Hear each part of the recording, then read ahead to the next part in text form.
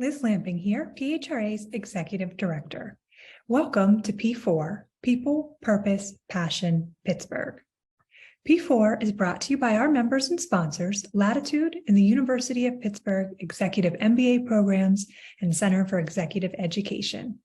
We appreciate their support, and we will hear from them throughout the podcast, beginning with the University of Pittsburgh Executive MBA Programs and Center for Executive Education.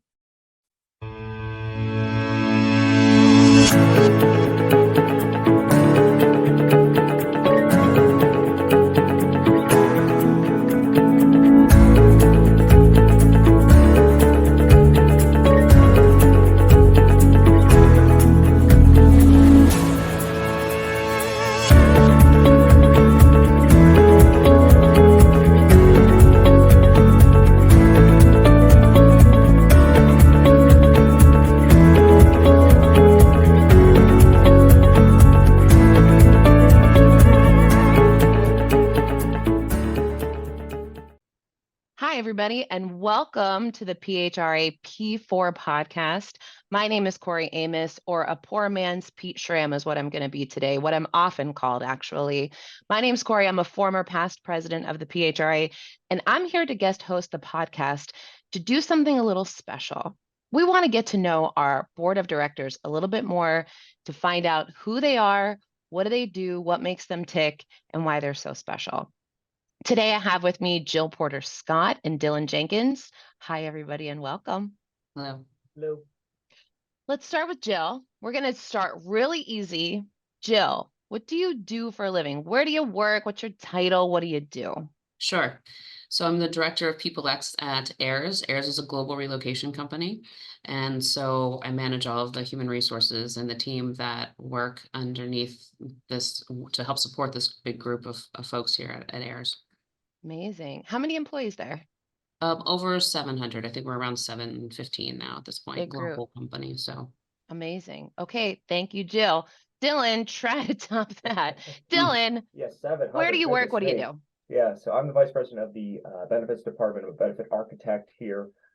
So I help businesses reduce claims exposure and come up with innovative solutions to make coverage more affordable for their employees. Liberty is one of the last standing privately held insurance brokerages in Pittsburgh. We have about 100 employees, but we're in our third generation of ownership. So not 700 employees, but maybe we'll be there someday. Yeah. Maybe someday. You say benefit architect, and that almost sounds like a cover for a supervillain. What does a benefit architect do? Yeah, so I go in, I identify, where their claims are going, depending on the group size. Without getting into the weeds, once you reach a certain head count, the claims the employees incur on your group health insurance plan, depending what type of plan you have, will have an effect on your renewal. A lot of folks in the Pittsburgh area do not really have a super consultative approach like myself, or at least I'd like to think. And, I go in and I really identify, whether their employees are utilizing hospitals or really being true consumers to their health plan.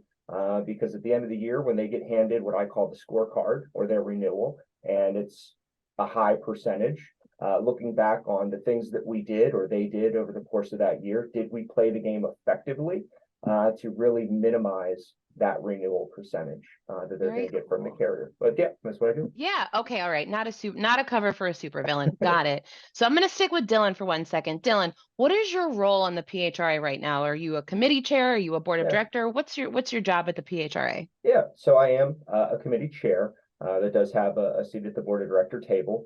I run the LPD committee. So I help, or I should say, I'm pretty much the poster face. Liz and Catherine, they really do all the work. But they asked me to really facilitate the conversations for what would be interesting to bring from an educational standpoint to our members to help folks like Jill and other HR professionals for trending topics that they want to get more information on throughout the year. That's interesting. And whenever we survey our members and we try to figure out, why do you have a membership with the PHRA? What makes it valuable to you? There are two things that always lead, and they are networking, as in, I want to meet other people who are going through the same things that I'm going through, and education. So LPD, learning and professional development. I want to know something that I don't know now, or I want to enrich my knowledge on something that is constantly changing, or somewhere that I don't feel as confident. So the LPD committee is essential, and one of the main reasons and one of the most amazing services that that the PHRA provides our membership. Okay, Jill, when it comes to the PHRA, what is your role and what do you do for the PHRA? Sure. So I'm actually also with Dylan on the Learning Professional Development Committee and also on the membership committee. And then I have been a board member now for a few years and have enjoyed getting to understand more about the the inner workings of the PHRA and everything that magic that Liz does with just this little group of people. Like I'm constantly amazed. I was amazed before I became sort of in the know more, all that was done, and now having been seeing it firsthand, it's just always so shocking to me that we get as much done as we do, and how hard everyone works to do that, whether it's our board members or Liz and everyone there at the PHRA. And then also this year I'll be coming on as the secretary for the PHRA as well. Nice. So that's an executive committee position, being the secretary. So our board of directors really, they govern the PHRA in a way. And this is an interesting fact that I think a lot of people don't know, is that the PHRA is one of the largest SHRM chapters in the United States. Did you know this? Mhm. What? Thank God you did. I think I was like, I don't know, pretty deep into my PHRA time when I learned this fact. And I was like, I think we should be shouting this from the rooftops. And really, it's just the consistency and the leadership. And we're talking about Liz, like she's not secretly listening to everything we're saying right now. Liz, we love you. We do. We We do. we Yes. shout your praises.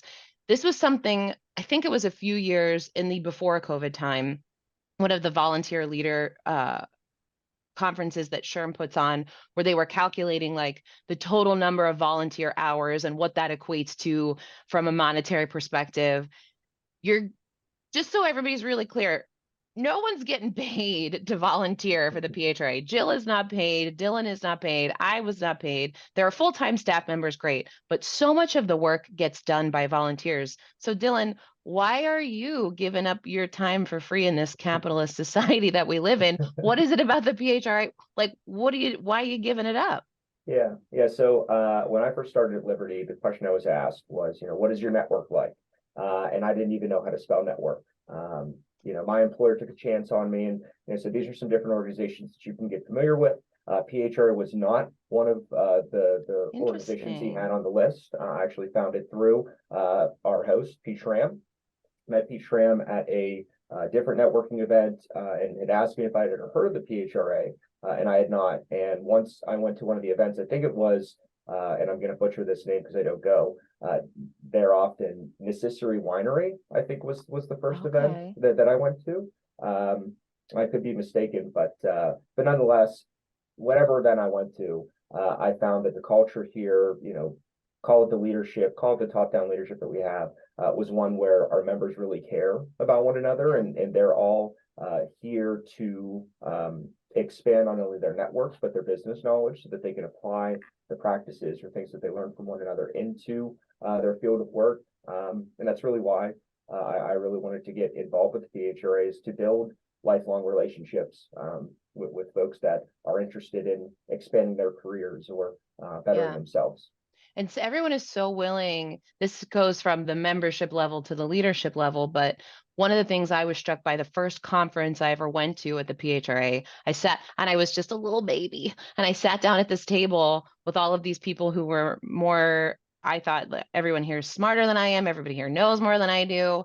And I asked a question, there was just sort of a conversation going on. And I was like, well, how do you deal with that? And everybody just threw out their business cards and said, call me anytime, ask me any questions. And they were so willing to share their knowledge in a way that I didn't know that. I was like, oh, I didn't know this happens. I didn't know this is a thing. Yeah, So the the willingness of knowledge share. the membership to be sounding boards for one Yes. another. It has been very refreshing to see, because a lot of the other Yes. organizations I also sit on the board of another organization. It's not really like that. I actually take a lot of the things that we learned from PHRA or of the board meetings that we have, and I try to apply to the other board. Like, hey, this might be a good Oh, idea. they don't got the secret sauce. Well, don't mention them, but we'll just acknowledge that Yeah. whoever you are, you're not on our level, but you could be someday. Yeah. Jill, do you find, especially being an HR practitioner, that you call on your PHRA network a lot to be that sounding board, or to even sometimes to find the right resources or vendors? How do you utilize the PHRA as a practitioner? Sure. Yeah, I mean, the network is so critical. I mean, I think, I didn't fall into HR. I chose to go into HR after about 7 years in a different career. So I came in not knowing much about human resources, but just knowing I really wanted to get involved. And I always just feel like if you can help, you should. And so I wanted to be able to help our employees. And so, but I had no knowledge. And so if it weren't for some key folks, some key employee relations lawyers, some key network, some consultants that I happened to bump into, I wouldn't have been as successful. And so I mean, it's just different things when you're coming in as an entry level versus whenever you're at a director VP level. You still need the network to be able to have some sanity check, to have someone to guide you through something that maybe you haven't done before. So for sure, I use our network to understand what resources are out there at the different levels and how I can help. And now it's just also about just growing my team in the same Yeah. regard. I have some folks who are new to HR on my team, and just kind of politely shoving them towards the conferences, and to making their network and connections and understanding the value of it. And so in my mind, it's it's you receive so much from PHRA, and the knowledge, and the webinars and all the in-persons, but you have to give back just as much. And so I think that's really, really critical. It's a give and take So relationship. definitely. Jill, are you saying here while we are recording that directors and VPs don't know everything? I don't know if we're ready for the public to Yeah. really know Yeah. that. There's a lot of honesty that comes out of my mouth, and I'm not ashamed. I'm not afraid. No. Mm-mm. We don't know everything. We Mhm. don't, but we know a lot, but we don't know everything. I Mhm. love what you said too. This was something that I used to say a lot, was you shouldn't just, you can be, but you really shouldn't just be a consumer of the PHRA. You should be a contributor. And by the way, everybody's capacity is different, right? You could just, maybe it's one opportunity you have to give back, and maybe it's not in a super visible way. But if you really want to be fully ingrained in your profession, I think you've got to do both. You've got to consume and you've got to contribute. So what is it about you, Jill, that makes you like acknowledge that, to say like, yeah, I'm getting so much, so I need to give back? Is that why you give your time away for free to the PHRA? Yeah, I mean, just in general in life, I just feel like you should always help if you can, so Yes. whether it's, at my daughter's school, or donating, whatever I can to contribute to something, I mean, whatever it is, I just feel like you should give. I mean, I don't, otherwise I'm not sure what we're all doing, right? Like we're Yeah, like just. what are we doing here? Like Yeah, what I are, mean, yeah. so I think it's really important that, and I want my daughter to be able to see the investment in things, and that's what we believe in, and we do that professionally, we do that personally. So I just think the Interesting. contributions is just so critical. And also with Pittsburgh being so small, I mean, Mm-hmm. it's just even more important, because Yes. there's only there's only so many places to work here. There's only so many Uh-huh. opportunities, and especially when it comes to HR, you start getting kind of smaller and smaller in this little space. And so you just really, you should just be that. You should do if you can, Mm-hmm. If you should do if you can. And by the way, it always comes back net positive. 100%. Yeah, It might take time. You for might not sure. see some immediate return or something like For that, sure. but the net is always positive. And Yeah. it's interesting saying like, I want to be I want my daughter to see, like, to see what I'm doing both personally and professionally, that if I can help, I will. And I know Dylan's a new dad. Yeah. Mhm. Dylan, how does that hit Um, you? uh, I haven't broken stride. No, I'd be lying if I said that. No, yeah, it's hard. It's very hard. My daughter's 5 months, going to be 6 months here in the next couple of days. Actually, tomorrow, Tuesday. But nonetheless, I mean, yeah, the every baby's different. You know, some babies that sleep through the night, out of the gate, and then you have other babies that it takes, months and months and months. I think she's very chill. I kind of have to give all the credit to my wife. She is working full time, and she's also, the times that she's not working, she's a labor and delivery nurse, as funny as that is. So she'll work 3 days a week. The days that she's not working, she'll really, lead the childcare side of things. But we also have daycare 2 days a week. But yeah, it's definitely added a new complexity, An or element, layer. a new An element to things, exactly. a new, and this actually brings up an interesting point, because we're seeing what we're seeing right now as far as the research around millennial and younger dads, the Pregnant Workers Fairness Act, the PUMP Act, all of these different things, increase in benefits of parental leave. When it comes to benefits that align with becoming a new parent, what are you seeing in your organizations or within your network? What kind of trends are you seeing there? Yeah, so I'm seeing a lot of organizations, like folks like Jill, folks like yourself, Corey, they're coming to me, they're asking, what can we do to enhance these benefits? And a lot of it kind of ties to the disability policies they have, their short-term disability policies for mothers. But it's really, I'm getting questions a lot about paternal leave. What are other companies doing from a father's standpoint? I will share with you Liberty. It was funny, I did a one-on-one with my boss, and he was like, so your wife's due what, like in a month or something? And I said, yeah. And he said, what do you want to do for paternal leave? And I was like, I had no idea I was going to ask you this question, for our one-on-one. So, our approach to it is very flexible, but that's just because of my role. Whereas, role in the HR space, it has to be defined. It has to be maybe in your summary benefits or plan document, your employee handbook, or wherever you're going to call upon for that information. But I'm seeing a lot of folks are doing, at least 2 weeks for fathers, some even more than that. One company does, I think one of my clients does 4 months for new fathers. But yeah, it's really all over the board. But that's where, our consulting team, my team, comes to the table and says, listen, these are what other jobs, or not jobs, excuse me, these are what other industries are doing, whether they're specific to you or not. If you want more tailored, here is a small subgroup of companies that are very like-minded like yours, same industry, same geographic location. This is what they're doing. But yeah, it's more just a discussion. And we'll see too in the future, like us seeing a lot of trends around like adoption benefits and things like that. Jill, in your reading or your news feed or your organization, are you seeing any particular trends in this total kind of like becoming a parent space? Like both like from a statute perspective and a trend perspective, this is, I think, going to be important over the next couple of years. Sure. And I think it was only escalated by COVID, just the world changed so much around what flexibility looked like, what work-life balance looked like. And then as we're trying to come out of, and to say that we're still coming out of COVID, but really, I mean, organizations are just now really starting to require the return to office and multiple days a week. And so that's, again, having to challenge just what we're expecting of our parents, our employees, our parents to do, and have that flexibility. And some of us have always managed with flexibility around kids. Some of us have always understood what that was.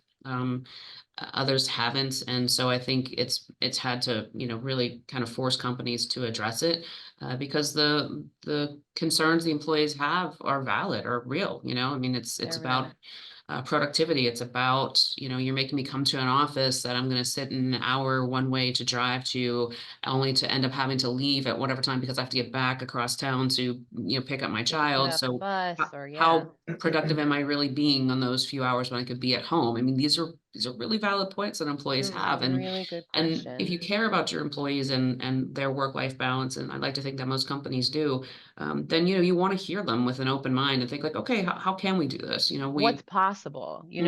Let's really think about like what is possible, and thinking like every hour here is a deduction here, and how can I figure this out for my life? Okay, I could talk to you both until 5 p.m. today. We could literally go on and on and on. It's wonderful. But we do need to close. I do want to ask you one sort of just get to know you question, and maybe it's because I'm hungry, but what is your last meal? If you had to think like, what is my cheat meal or my last meal? What is a meal that you can think like, that would be amazing. That would be my last meal or my cheat meal.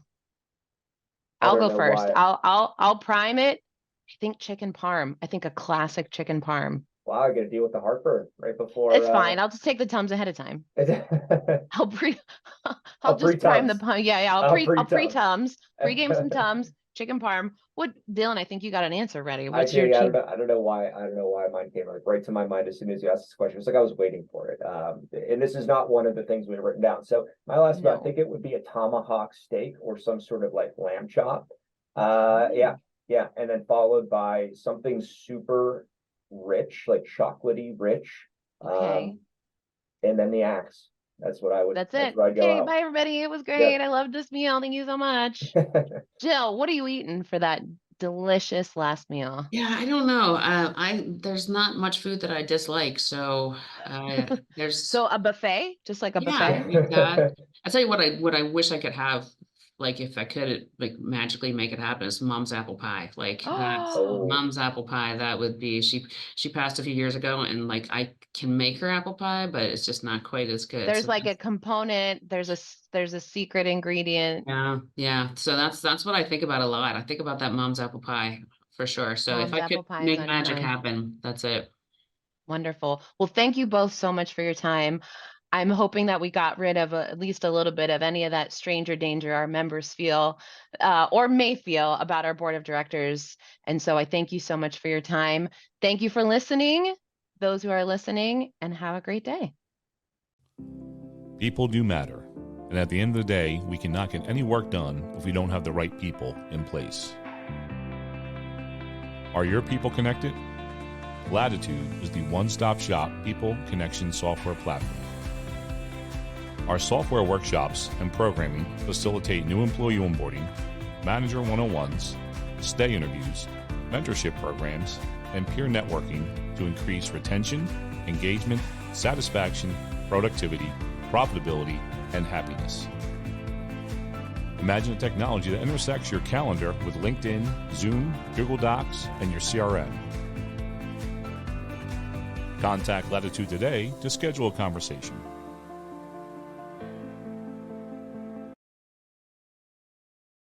The PHRA P4 podcast was created to help build HR leaders through discussions with thought and business leaders on the most critical success factor of any business, its people. If you enjoy an episode, please help us spread the word by subscribing to the podcast and providing us a rating. We would love for you to take a screenshot of the episode, tag PHRA, and share it with your followers. Until next time, thank you